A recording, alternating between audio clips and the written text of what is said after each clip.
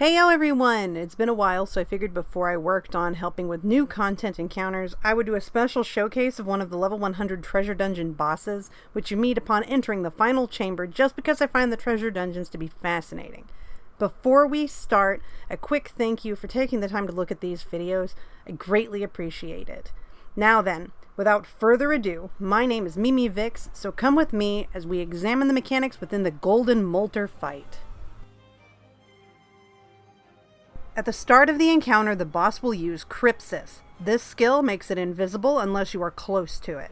Note, it also removes focus target until you are close enough to the boss. Once invisible, it will leap to cardinal points in the room and begin casting Golden Gall. This is a room-wide cleave that you can avoid by standing next to the boss. Follow your teammates if you miss the leap animation. The boss will follow up with Golden Radiance, which will spawn AoEs beneath each player that will explode once the cast is finished. Step out of them while avoiding everyone else's.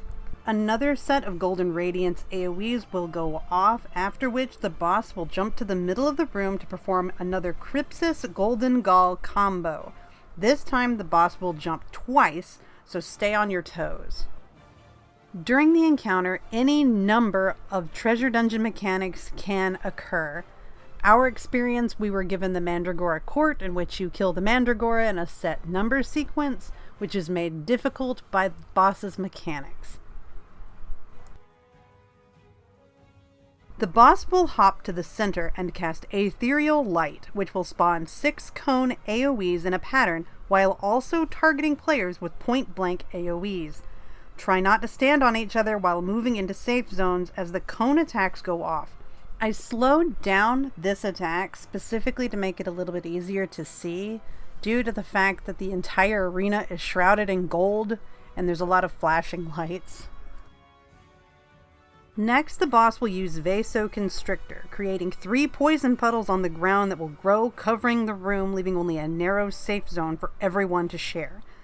Granted, we only had 4 people, so the threat level is minor, and you will see why more people will make this difficult. After moving into the designated safe zone to avoid Vasoconstrictor, the boss will use Golden Radiance again. This will shrink the safe zone considerably, so you may need to stack together and then spread to avoid the attack. This will be followed shortly by Lap, a single hit tank buster. It does not cleave. The Vasoconstrictor puddles will then fade, and the boss will use Light Burst, a raid-wide attack, before returning to the middle of the room to start another Crypsis Golden Gall combo.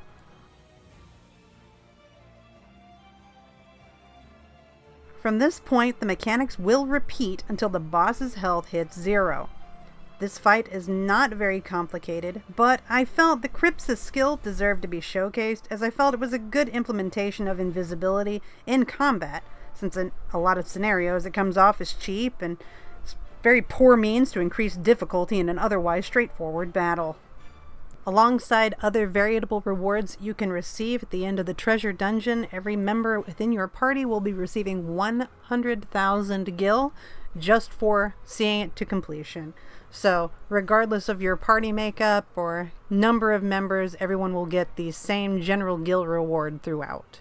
I certainly hope that this video has inspired you, if you have not already tried these treasure dungeons, to give them a try. There are a variety of different types.